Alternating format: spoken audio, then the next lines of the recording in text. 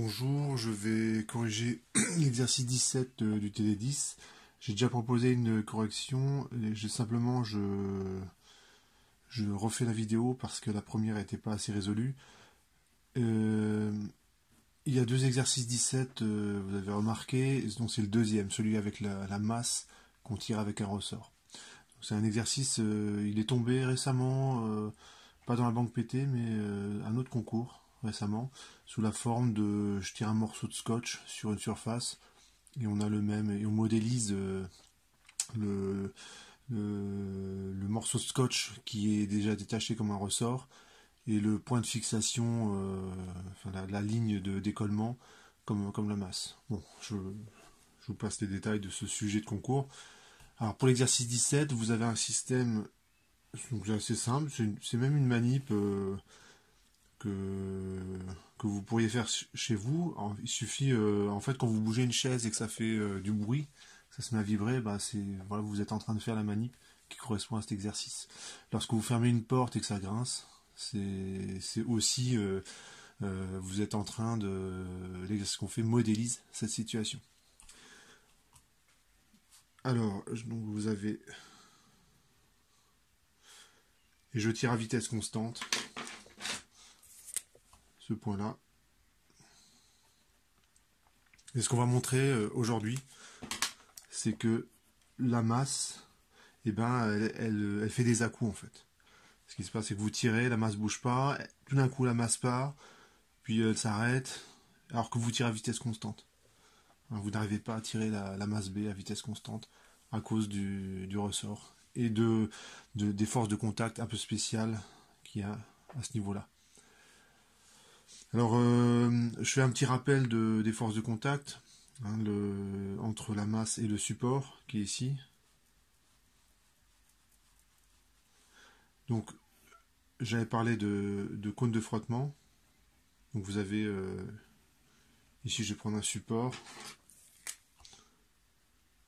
et une masse qui est posée dessus. Là, j'ai dessiné sur le petit rectangle. Ça, c'est le support. Et j'ai représenté un cône de frottement. Donc, c'est un cône, c'est imaginaire, hein, mais dans les lois de Coulomb, ce qu'elles vous disent, ces lois, c'est que si la réaction du support est dans le cône de frottement, eh ben, il n'y a pas de glissement. Donc c'est...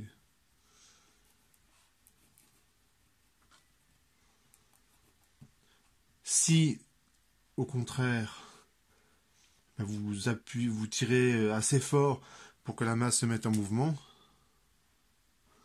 cette fois-ci, elle a une vitesse, la masse, donc c'est ce vecteur-là, et bien dans ce cas,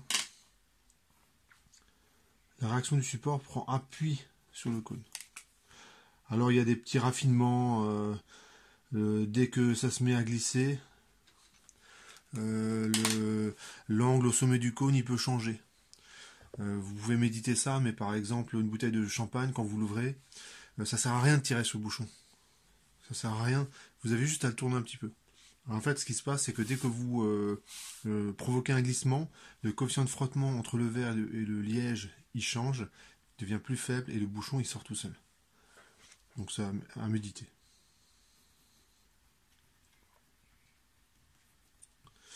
Donc dans ce cas on a glissement et si on veut quantifier un petit peu, là je décompose la réaction du support en deux composantes, la réaction normale qui est normale au support et la réaction tangentielle qui est tangentielle au support. Là c'est pareil.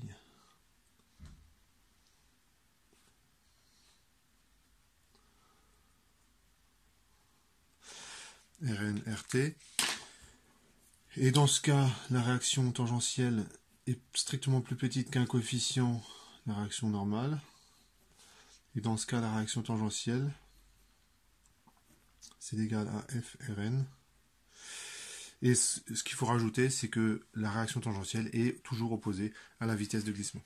Donc je vais utiliser ce résultat-là. Donc ça, c'est un petit rappel de cours qui n'est pas inutile.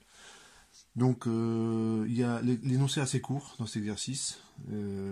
La résolution, vous allez voir, est un petit peu plus loin.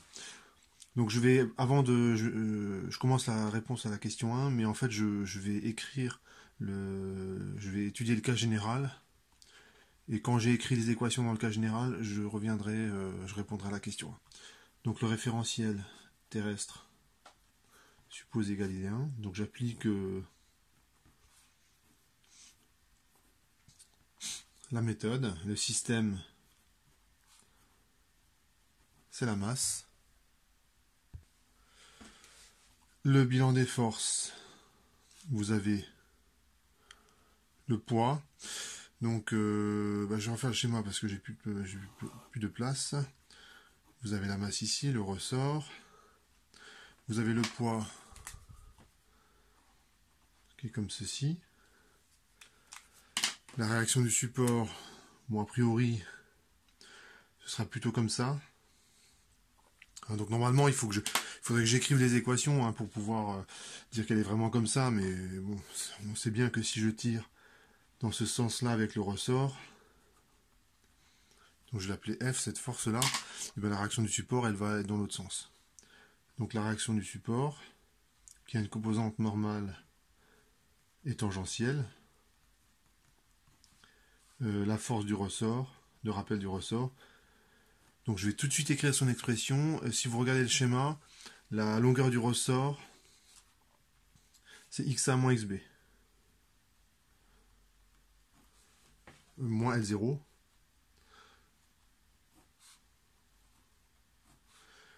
Et suivant U extérieur. U extérieur, alors là il faut bien regarder où est mon système.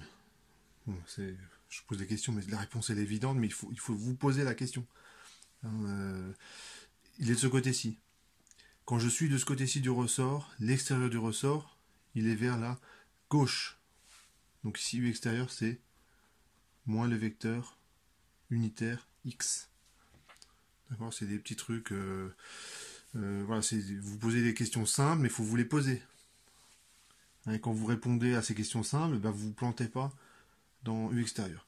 J'écris le principe fondamental de la dynamique, donc l'accélération fois la masse c'est la somme des forces, P plus R plus F.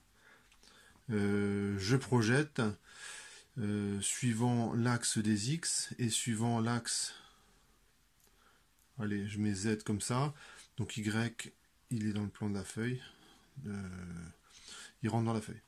Donc je projette, ça donne MX secondes. À partir de maintenant, XB c'est X.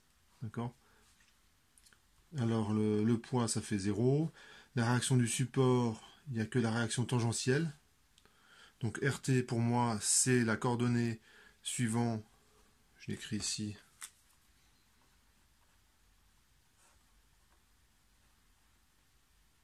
suivant X, 0 suivant Y, et Rn suivant Z. Plus K XA moins X, bon j'ai mis XB mais c'est moins X, fois L0. Suivant Y seconde, il n'y a rien, donc bon, je l'écris. Et suivant Z seconde, évidemment c'est nul, parce que la masse, elle reste sur le plan, Z égale 0. Et j'ai quoi? J'ai le poids, donc c'est moins mg. Il suffit de regarder le schéma, le poids est vers le bas, Z est vers le haut, plus la réaction normale. Donc je remplace, et je sais que XA, ça veut L0 plus V0T.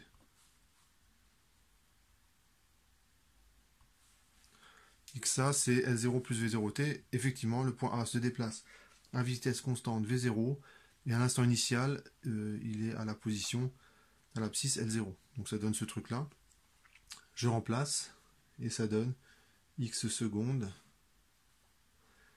égale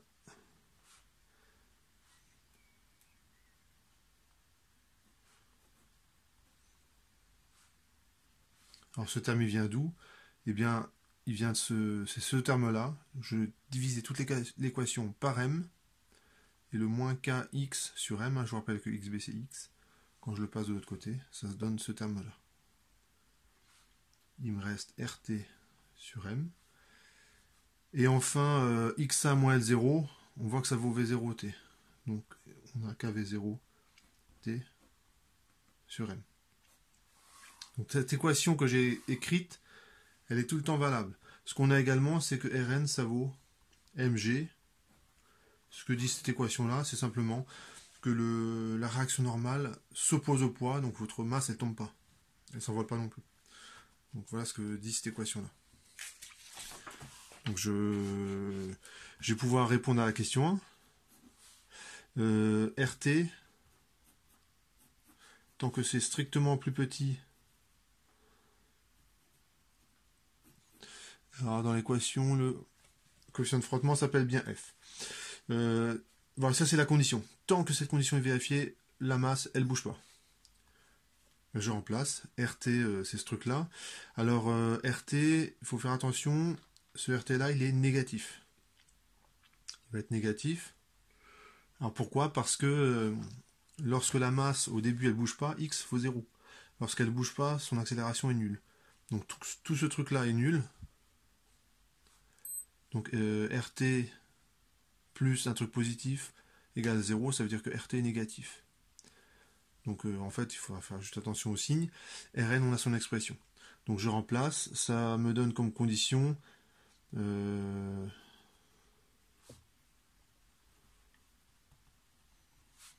c'est tant que la masse ne bouge pas.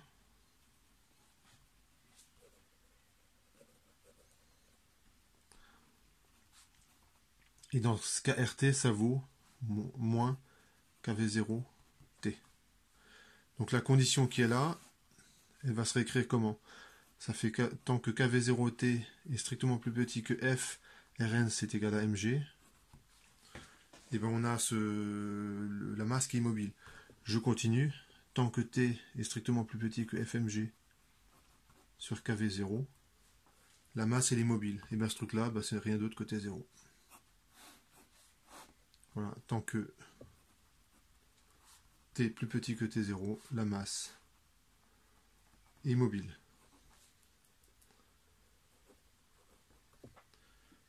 Donc j'ai répondu à la première question. Je réponds à la deuxième question. Donc je sais que la masse se met en mouvement. Évidemment, elle va se mettre à bouger dans le sens des x croissants. Bon, ça c'est quand même quasi évident. Hein. Vous tirez dessus, elle va pas partir dans l'autre sens. Donc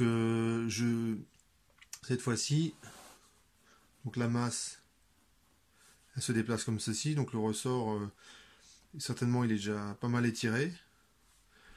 Et donc la réaction tangentielle, RT, je sais que c'est moins FMG.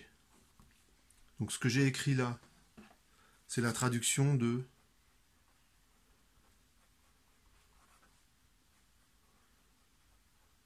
ça. Donc en norme, c'est F fois RNCM, je vous rappelle que c'est MG. Et je sais que RT, il est opposé à la vitesse. C'est à cause du signe moins.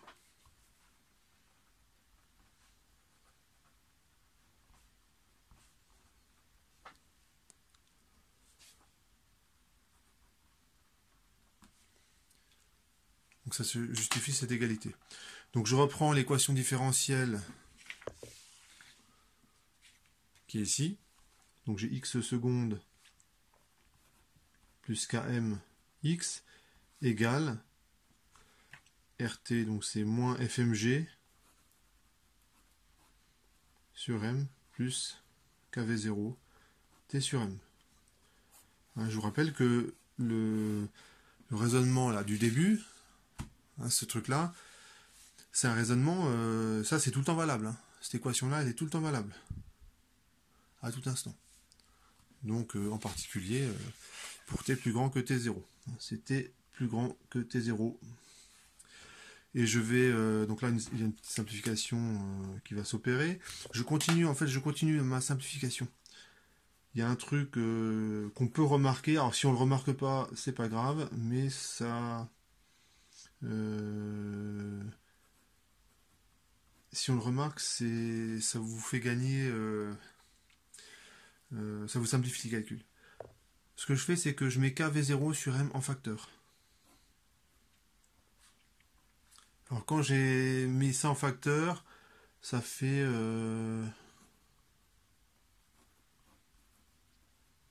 Voilà, donc pour être convaincu du passage de là à là, moi ce que je vous conseille c'est de passer, de faire le chemin inverse. Hein, lorsque vous distribuez ce terme-là là-dedans, et ben vous retrouvez moins FG là. Le moins FG va apparaître ça fois ça fait moins FG, c'est ce terme-là. Et ici vous reconnaissez T0. Donc là, l'équation que je dois résoudre, c'est x secondes plus k sur m, x égale k v0 sur m, t moins t0. Et quand on voit cette équation, en fait, ce qu'on a, en tout cas, ce que j'ai envie de faire, c'est renommer, enfin replacer l'origine des temps en t0. Donc c'est un peu ce que je vais faire dans un instant. Je résous cette équation avec la méthode habituelle. Solution, enfin équation sans second membre. x1 de t, c'est a cosinus oméga 0t plus b sinus oméga 0t, et oméga 0, c'est évidemment c'est racine de k sur m. Donc ça, solution particulière. Ah oui, avant de commencer la solution particulière, je vais faire une petite réécriture.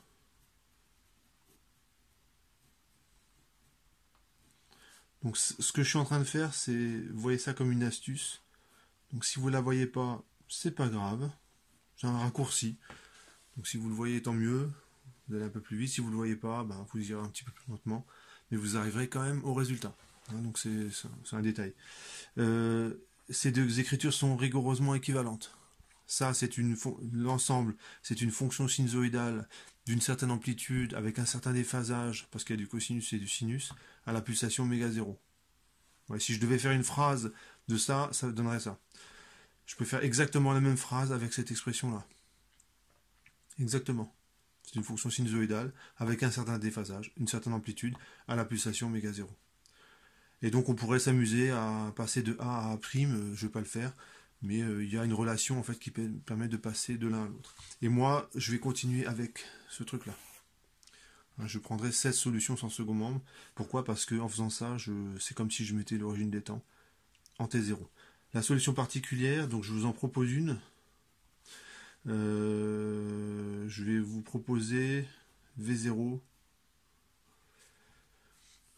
T moins T0. Voilà, ça c'est candidat. Quand je dérive ce truc deux fois, ça fait 0, hein, puisque c'est une fonction qui dépend linéairement du temps. C'est une fonction affine. Quand je la dérive, ça fait V0. Quand je dérive deux fois, ça fait 0. Donc lorsque je réinjecte dans l'équation différentielle, ça fait 0 plus k sur m t moins t0. Bah, c'est égal à quoi? K sur m, V0, t moins t0. Donc ça marche. Le candidat convient. La solution générale, je fais la somme des deux, ça fait A' cosinus oméga 0 t moins t0 plus B' sinus oméga 0 t moins t0, voilà, donc ça prend un petit peu de temps à écrire, plus V0 t moins t0. Donc j'ai écrit ma solution générale, je passe aux conditions initiales. Les conditions initiales sont données, attention, en T0. Hein, c'est en T0 que ce que je suis en train d'écrire là, hein, donc ça c'est valable, c'est pour T plus grand que T0. Hein, donc les conditions initiales, c'est en T0. Et non seulement je pars avec une vitesse nulle, mais en plus je pars de la position de l'origine du repère. Donc je remplace.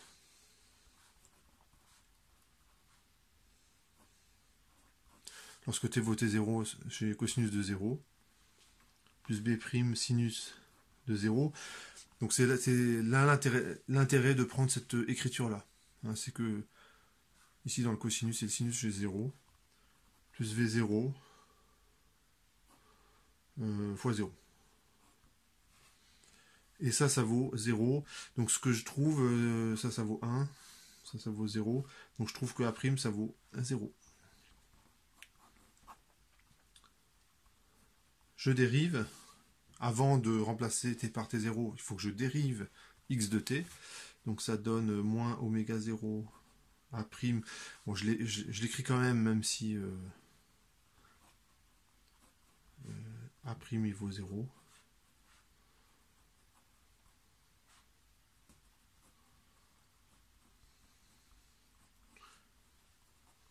Voilà. Cette fois-ci je remplace t par t0, donc ça vaut sinus de 0, donc ça fait 0, plus oméga 0 b' fois 1, un cosinus de 0 ça fait 1, plus v0, et ça fait 0. Donc j'en déduis que b', ça vaut moins v0 sur oméga 0. Donc finalement x de t, ça vaut... je mets en... ça fait v0 t moins t0, moins v0 sur oméga 0, sinus d'oméga 0, t moins t0,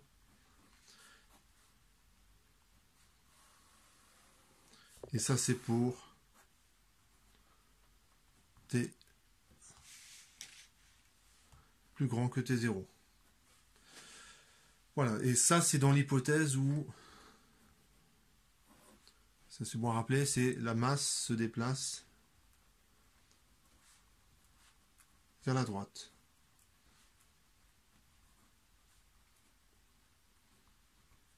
Ça veut dire x point doit être supérieur, alors je mets supérieur ou égal. Ouais, normalement c'est strictement supérieur à 0. Donc il faut quand même vérifier ce truc-là.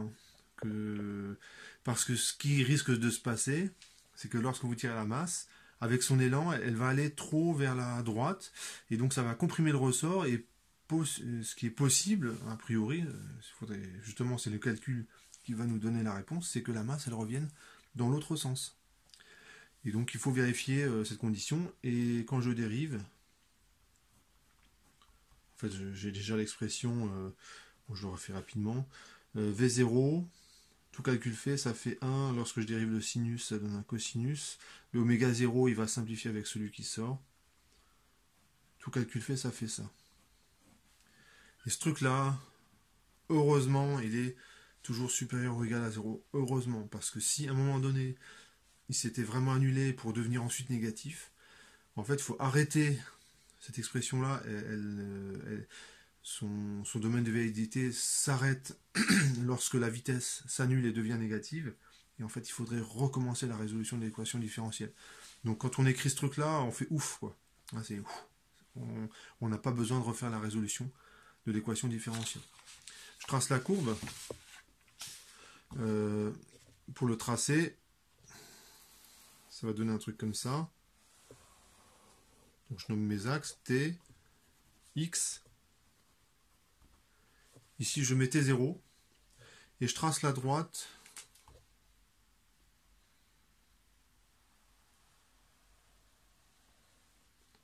C'est la solution particulière. C'est V0, T moins T0. Alors, ce que je dois tracer, je vous rappelle, c'est ça.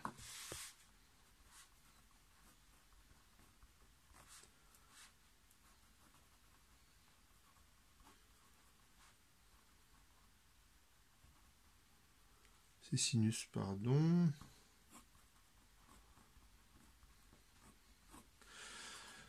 Je vois quand même que la vitesse, elle va, si je prends son expression, elle s'annule à intervalles réguliers. Chaque fois que le cosinus vaut 1, la vitesse s'annule.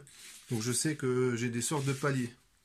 Donc la masse, elle va vite, et puis elle s'arrête. Puis elle va de nouveau vite, et puis elle s'arrête. Donc il y a intervalle régulier, la pente, elle va être égale à 0.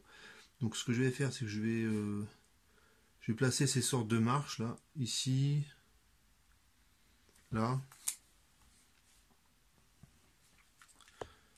Et je vais tracer la courbe. Alors au début, x, ça vaut 0. Je sais que jusqu'à t0, pour la masse, il ne se passe rien, elle ne bouge pas. Et ensuite, ça commence. Ça fait un truc comme ça.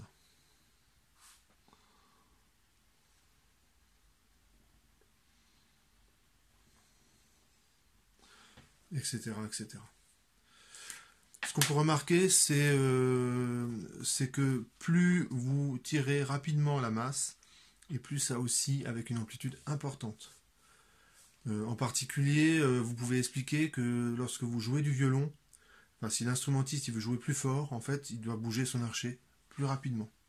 Et ça ne change pas la note, ça c'est important aussi. Lorsque vous jouez du violon, par exemple, et que vous tirez sur l'archet, heureusement que la note ne change pas lorsqu'on tire plus vite l'archet. Parce que ça ferait du violon un instrument impossible à jouer. Si en jouant plus fort, les notes changent, enfin, là, il ne faut plus être virtuose, ça devient un instrument qui est impraticable.